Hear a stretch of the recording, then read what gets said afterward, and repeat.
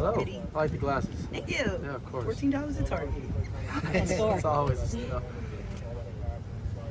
When you look back kind of at last season and some of what you've done already this season, if you were to kind of pinpoint a few places where, maybe a few plays even, where you've done some things that maybe you wouldn't have done last season, what stands out to you comparing and contrasting kind of so far?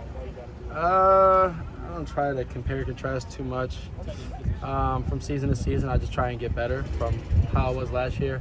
I don't really look back at last year and go, unless it's something that I didn't do well. I don't really try and go back and dabble and compare too much to this season, because this season's a whole new thing.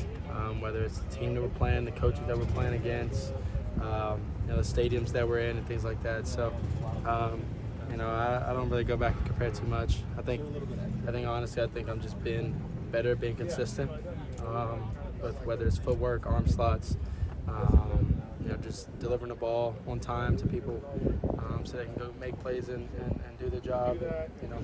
Not sit in the pocket too long and things like that. Just being better, getting the ball in my hands and things like that. Do you have an encouraged Dorian this year, just going from a high volume role he had last year to Arizona to more spread out offense? No, I haven't had to encourage him. I think as a competitor, as a player that wants to be the best, you go out there and you work hard to do so. No matter how many catches or reps you're getting, obviously you have to, as a QB, spread the ball around. That's something I think I've done pretty well, this season so far. If you do your job, if you're on time, run the right routes at the right depths and things like that, depending on the defense, it's highly likelihood you'll get the ball. A lot of times you get the ball in space with how Coach Riley, sets up the offense and things like that, and how we go out there and execute. Caleb, you took a hard hit on that corner blitz last week. What did you see on the film watching that back, and have you ever been hit that hard in a game before?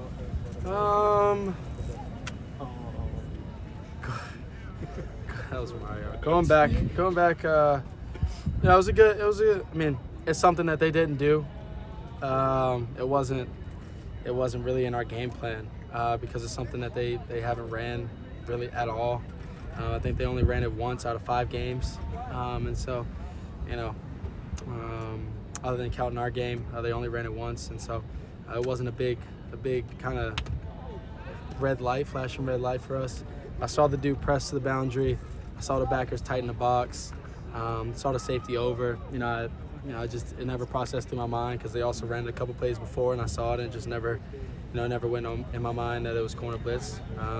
They called good D coordinator. They made adjustments and called it, and they didn't. They took their shot, took their punch, and didn't knock them out. So, good job to them. Kudos to them.